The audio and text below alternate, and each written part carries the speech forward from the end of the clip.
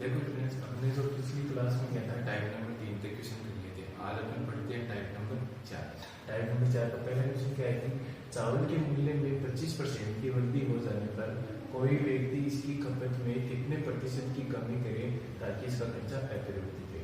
देखो ये क्वेश्चन बार बार SSC में पूछा गया है और जैसे देखो जो RPF की वैकेंसी है उसके लिए भी अच्छा क्वेश्चन है। अब देखो इसको कैसे करेंगे, जनरली देखो कैसे समझते हैं। जैसे मान लो अपने पास 100 रुपये और अपने को पहले ये पता था कि जो चीनी का भाव था वो 100 रुपये और अपन गए वहाँ पे दुकानदार के पास जाने के बाद पता चला अपने को कि जो भाव था वो 25% बढ़ गया, यानी अब 125 रुपये किलो के हिसाब से हो गई। तो देखो अपने को क्या करना, अपने को तो 100 रुपये की चीनी ले गए हैं तो उसकी खपत में कुछ ना कुछ कमी होगी, वो कितने प्रतिशत कमी हो रही है वो बतानी है। जैसे देखो इसको 100 मान के करते हैं। जैसे मान लो पहले भाव था 100, पहले 100 था और अपने को वहां जाने के बाद पता चला कि इसकी वृद्धि कितनी हो गई है 25% की। तो देखो इसको 25% बढ़ाओ, तो 100 का 25% बढ़ा रहे हैं तो वो कितनी हो गई 125। अब देखो भाव हो गया 125, अपने को क्या करना है, चीनी की खपत में कमी करनी पड़ेगी। अपने को तो 100 रुपये की लेके आने हैं, तो देखो 125 से अपने को कहाँ है 100 रुपये तक। क्योंकि देखो भाव कितना है अपने पास, भाव तो 125 हो गया लेकिन पैसे कितने हैं 100 रुपये। तो देखो 125 से 100 तक आना है तो कितने की कमी करनी पड़ेगी 25 की। अब देखो जो 25 की कमी हो रही है वो 25 की कमी किससे होगी 125 से, तो बट्टे में इसको रख दो 125 को और इंटू में क्या लगा दो 100, क्योंकि प्रतिशत में रुचि तो 25 25 100। अब देखो अगला क्वेश्चन क्या है कि उसी टाइप का है, मतलब थोड़ा सा चेंज है इसमें। देखो क्या क्वेश्चन है कि चावल के मूल्य में 50% की वृद्धि हो जाने पर कोई व्यक्ति इसकी खपत में कितने प्रतिशत की कमी करे ताकि इसका खर्चा केवल 30% बढ़े। अब देखो जो पीछे क्वेश्चन था उसमें क्या करना था, उसको खर्चे को अपरिवर्तित रखना था, यानी जितने रुपए थे लेके के सेम उसी रुपए के लेके आने थे। लेकिन देखो इस बार क्या कर रहा है, उसको खर्चे को कितना बढ़ा रहा है 30%। तो जैसे मान लो पहले मान लो भाव कितना था 100, पहले भाव कितना था 100 और 100 से बढ़ के देखो कितना हो गया 50%। तो देखो 50% बढ़ाओ इसको, 100 का 50% 50 होता है तो 100 से कितना हो गया। अब ये बोल रहा है कि वह इसकी खपत में कितने प्रतिशत की कमी करे ताकि खर्चा केवल 30% बढ़े। तो देखो पहले खर्चा कितना था 100, अब ये तो बढ़ जाए कितना 30%। तो देखो इसको 30% बढ़ा दो तो 100 का 30% कितना होता है 30, तो ये कितना हो गया 130। अब खर्चे को बढ़ाना 30%, तो खर्चे को 100 से कितना लेके आना 130, लेकिन भाव बढ़ कितना चुका था 50%, तो यानी 150 हो गया था। अब 150 से अपने को आना काम पे 130 पे, तो जो 20 रुपए में जो एक्स्ट्रा चीनी आ रही है उसकी खपत की कमी करनी पड़ेगी। तो देखो 20 रुपए की कमी, 20 रुपए में जो चीनी आ रही है उसकी कमी करनी पड़ेगी और कहाँ से 150 से, तो 20 बट्टे 150 और इंटू में 100। तो देखो 0 से 0 ये कितनी बार जा रहा है, तो 2 से जाएगा कितनी बार, सॉरी 5 से काट, तो देखो 5 से जा रहा है 20 बार और ये बताओ तो कितनी बार जा रहा है 3 बार। तो देखो 20 इंटू 2 40, 40 बट्टे 3, 40 में 3 का भाग लेंगे तो कितना आ रहा है 13 3 39। तो बताओ कितनी आ जाएगी 13 3 39, एक बचेगा 13 से 1 बटा 3 प्रतिशत की, यानी इसको खर्चे को केवल 30% बढ़ाने के लिए उसमें खपत में कितनी प्रतिशत की कमी करनी पड़ेगी 13 से 1 बटा 3 प्रतिशत। अब देखो अगला क्वेश्चन, ये क्वेश्चन देखो SSC में बहुत बार अच्छा है। अब देखो इसको कैसे करेंगे, क्वेश्चन क्या है कि चीनी के मूल्य में 20% की कमी होने पर अजय को 960 रुपये में 6 kg चीनी अधिक मिलती है, चीनी का घटा हुआ मूल्य कितना। अब देखो इसको कैसे करेंगे, आपको देखो 6 kg चीनी अधिक मिल रही, क्यों मिल रही, क्योंकि इसमें कमी कितनी की हुई है मूल्य में 20% की, यानी आपको 6 kg के रुपये नहीं देने थे लेकिन फिर भी आपने रुपये दिए। अगर आपको यहाँ पर ये पता चल जाए कि जो 6 kg का मूल्य कितना है उसे आप 1 kg का भी निकाल सकते हो। तो देखो कैसे निकालेंगे, इसमें देखो जो 6 kg का मूल्य होगा वो कितना होगा, वो होगा 960 रुपये का 20% कम, 20% कम किया तो 960 का कितना हो जाएगा 20%, तो 6 kg का मूल्य होगा वो होगा 960 का 20%, 960 का 20%। और अपने को चाहिए 1 kg का, तो देखो 1 kg के लिए क्या करेंगे, ये जो 6 kg के भाग में चला जाएगा तो ये कितना हो जाएगा 960 बट्टे 6 और इसका कितना 20%। देखो 20 कम 20 20 पंचो 100, तो ये देखो कितनी बार जाए 16 और ये 0 और ये बताओ कितना हो जाएगा 160 में 5 का भाग देंगे तो कितना आ जाएगा 32, यानी जो चीनी का घटा हुआ मूल्य आ जाएगा वो कितना हो जाएगा 32 रुपये प्रति kg। अब देखो अगले टाइप का क्वेश्चन करते हैं। अगली टाइप में क्वेश्चन क्या आएगी, किसी वर्ग की प्रत्येक भुजा में 10% की वृद्धि कर दी जाए तो इसके क्षेत्रफल में कितनी वृद्धि होगी। अब देखो इसको करेंगे अपन डायरेक्ट डायरेक्शन से। देखो आपको क्या बोला है कि वर्ग की प्रत्येक भुजा में 10% की वृद्धि। देखो 10% का क्या मतलब होता है, 10% का मतलब होता है 1/10। ठीक है, अब ये मान के चलते हैं, ये मान लो पहले और बाद में, ये दो रेशियो लेते हैं। अगर मान लो पहले किसी वर्ग की भुजा कितनी थी, 10 थी, पहले वर्ग की भुजा 10 थी और बढ़कर कितनी होगी 10%, यानी 10 का 10% कितना होता है 1, तो 10 में जोड़ दो कितनी होगी 11। पहले भुजा 10 थी और 10 से बढ़कर कितनी होगी 11।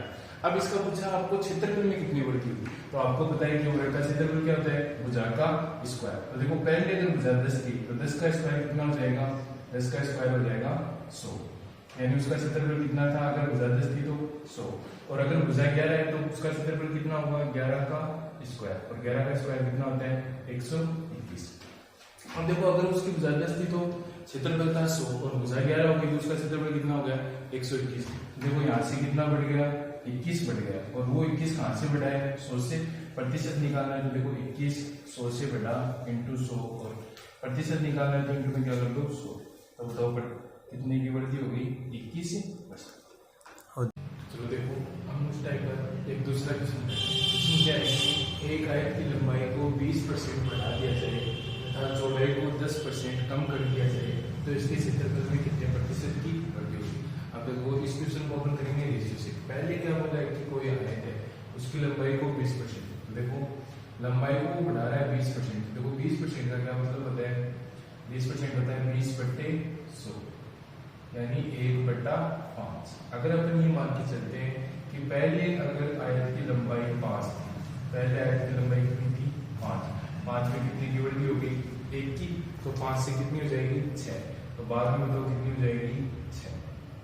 फिर बताओ देखो चौड़ाई के लिए क्या बोला उसने 10% कम कर दिया जाए, देखो चौड़ाई को 10% कम कर दिया। देखो 10% का क्या मतलब होता है, 10% का मतलब होता है 1/10। अगर पहले जो चौड़ाई थी वो अगर 10 है, पहले चौड़ाई 10 है, उसका 10% कम कर देते यानी 1 कम कर दिया तो कितनी हो जाएगी 9। अब देखो अपने को पता है एरिया क्या होता है आयत का, लंबाई गुना चौड़ाई। तो अगर पहले भुजा लंबाई 5 थी चौड़ाई 10 थी तो उसका एरिया कितना हो जाएगा 10 गुना 5 50, और फिर देखो बढ़ के 5 से 6 10 से कम हो गए 9, तो फिर एरिया हो जाएगा 9 से 54। तो देखो यहाँ पर रिजल्ट क्या होगा, तो अपने को 50 से कितना हो गया 54, कितना बढ़ रहा है यहाँ से, यहाँ बढ़ रहा है 4, और ये 4 बढ़ रहा है कहाँ से 50 से, और प्रतिशत % में क्या लगा तो 100, 50 से 50 50 100, तो देखो कितने प्रतिशत की वृद्धि होगी 8% की वृद्धि होगी। अब देखो अगला क्वेश्चन करते हैं। अगला क्वेश्चन क्या है कि एक वर्ग की त्रिज्या को 20% बढ़ा दिया जाता है तो इसके क्षेत्रफल में कितने प्रतिशत की वृद्धि होगी। अब देखो इसको भी रेशियो मेथड से करते हैं। आपको बोला कि जो त्रिज्या है उसको 20% बढ़ाया गया है, देखो 20% का मतलब होता है 1/5, यानी अगर वर्ग की पहले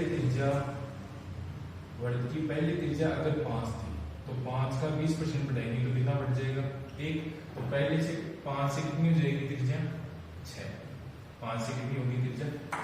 अब आपको पूछा उसके क्षेत्रफल में, देखो क्षेत्रफल क्या होता है, क्षेत्रफल होता है a बराबर πr², और देखो पाई दोनों में कॉमन रहेगा, और आप चेंज किस में हो रहा है त्रिज्या में। देखो ये हो जाएगा इसका क्षेत्रफल 5 × 5 का स्क्वायर इंटू पाई, और यहाँ पर क्या होगा देखो पाई इंटू 6 का स्क्वायर, वो पाई से पाई काट दो, 5 का स्क्वायर 25, ये 36, तो देखो जो क्षेत्रफल हुआ वो कितना हो गया 25 से 36 बढ़ा, यानी कितना बढ़ गया यहाँ पे 11 बढ़ गया, और ये 11 तो कहाँ से बढ़ा है 25 से, और इंटू में क्या लगा तो 100 लगा, देखो 25 से 25 25 हो गए 100, कितना होगा 11 × 4 44%, यानी इसके क्षेत्रफल में कितने प्रतिशत की वृद्धि होगी 44% की वृद्धि होगी। अब देखो अगली टाइप का क्वेश्चन। अगली टाइप में क्या है कि यदि एक परीक्षा में एक छात्र को 28% अंक प्राप्त होते हैं तथा वह 14 अंकों से फेल हो जाता है, यदि परीक्षा को उत्तीर्णांक 35% हो तो इसका पूर्णांक क्या होगा। अब देखो इस क्वेश्चन को कैसे करेंगे, आपको ये बोला कि कोई छात्र है वो परीक्षा में 28% अंक प्राप्त करता है, उसने परीक्षा में प्राप्त किए 28%, 28% अंक प्राप्त करने के बावजूद भी वो क्या हो गया फेल हो गया, और फेल कितने कुछ हो रहा है, वो फेल हो रहा है वो 14 अंकों से, यानी अगर इन 28% में 14 अंक और आ जाते, इन 28% में 14 अंक और आ जाते तो वो क्या हो जाता, पास हो जाता। और पास होने के लिए 28% में अगर 14 जोड़ते हैं तो वो किसके बराबर हो जाएगा, वो हो जाएगा 35%, क्योंकि उत्तीर्णांक कितना है 35%। देखो 28% में अगर 14 अंक आ जाते तो वो कितना हो जाता 35%। अब देखो इस परसेंटेज को उधर भेज दो, देखो 14 बराबर कितना हो जाएगा 35% माइनस का 28%, यानी देखो 35 में से 28 जाएंगे तो कितना बचेगा 7, तो 7% की वैल्यू होगी 14, तो 1% का मान कितना हो जाएगा 2। अब देखो आपको ये पता है कि कोई भी एग्जाम है उसमें आपको ये पता लगा है कि उसका 1% का मान 2, तो एग्जाम जितने भी नंबर की होती है हमेशा कितने की होती है 100% पर, 1% का मान 2 है तो 100 कर दो कितना हो जाएगा 2 गुना 100 200, यानी इस परीक्षा का पूर्णांक कितना हो गया 200। परीक्षा में एक छात्र को 30% अंक प्राप्त होते हैं तथा वह 10 अंकों से फेल हो जाता है। उसी परीक्षा में एक दूसरे छात्र को 40% अंक प्राप्त होते हैं तथा वह उत्तीर्ण अंक से 10 अंक अधिक प्राप्त होते हैं, तो परीक्षा पूर्णांक क्या है। अब देखो कोई छात्र है जिसको मान लो 30% अंक प्राप्त हुए, वो 30% अंक ला के 10 से फेल हो जाता है, तो देखो अगर मान लो उसके 10 अंक और आ जाते तो वो क्या हो जाता, पास हो जाता। देखो 30% में अगर अपन 10 जोड़ दे, 30% जितना भी था उसमें अगर 10 जोड़ दे तो वो क्या हो जाएगा, पासिंग मार्क्स हो जाएगा। अब देखो उसी परीक्षा में एक दूसरा छात्र है जिसको कितने प्रतिशत प्राप्त हुए 40, आपको 40 बोला है, लेकिन 40% अंक प्राप्त करने के बावजूद वो कितने अंक से उत्तीर्ण हो गया, यानी उसके पासिंग मार्क्स से कितने नंबर ज्यादा है, 10 नंबर ज्यादा है। तो एक चीज बताओ, उसके 40% अंक आए थे, उन 40% में क्या हो गया, वो 40% प्राप्त करने के कारण 10 अंक उसके पासिंग मार्क्स से ज्यादा थे, तो अगर वो मैं माइनस कर दूं 40% में से तो वो क्या हो जाएगा पासिंग मार्क्स, और ये भी पासिंग मार्क्स, तो इन दोनों को क्या कर दो बराबर करो। अब देखो ये -10 वाला इधर आ जाएगा, तो 10 + 10, और ये देखो 40 + 40 माइनस 30, तो देखो यहाँ कितना हो गया 20, और इधर कितना हो गया 10, यानी 10% की वैल्यू कितनी होगी 20। अपने को चाहिए 100 की, देखो 10% की वैल्यू अगर 20 है तो अपने को 100% चाहिए, तो गुणा कर दो 10 से, तो ये तो होगा 100%, इधर भी 10 से गुणा कर देंगे तो कितना हो जाएगा 200। तो बताओ उस परीक्षा का पूर्णांक क्या होगा 200, क्योंकि जो मार्क्स होते हैं अगर अपने को 10% का पता है कि पेपर के 10% मार्क्स 20 है तो 100 निकाल सकते हैं, तो 100% कितना हो जाएगा 200। अब देखो एक क्वेश्चन हो सकता है इसका, तो क्या है कि किसी परीक्षा में ए तथा बी क्रम से अधिकतम अंकों का 60% तथा 30% अंक प्राप्त करते हैं, इनके प्राप्तांकों का योग 713 है, परीक्षा में पूर्णांक कितना है। अब देखो एकदम इजी क्वेश्चन इसको करते हैं, आपको बोला है कोई भी परीक्षा है इसमें से 60% और 30% अंक प्राप्त करते हैं ए और बी, तो देखो ए कर रहा है 60% और बी कितना कर रहा है 30%। अब देखो टोटल जो 100% था उसमें से 60 इसने कर लिए 30 इसने कर लिए, तो दोनों मिला के कितने हो गए 90%, यानी उन्होंने 90% अंक प्राप्त किए, और उस 90% की वैल्यू आपको क्वेश्चन में कितनी दे रखी है 783, यानी अगर 90% की वैल्यू कितनी है 783, तो यहाँ से अपन 1% का मान निकाल सकते हैं, कितना हो जाएगा 783/90। अब देखो अगर आपको किसी भी एग्जाम की नंबरों का 1% पता चल रहा है कि 1% इतने नंबर का है, तो 100% निकाल सकते हो, तो इसको गुणा किससे कर दो 100 से, तो देखो 100% का मान कितना हो जाएगा 783/90 × 100, देखो 0 से 0 9 × 72 9 7 63, तो 87 गुणा 10 कितना हो जाएगा 870, यानी इस एग्जाम का पूर्णांक कितने नंबर का हो जाएगा 870 नंबर।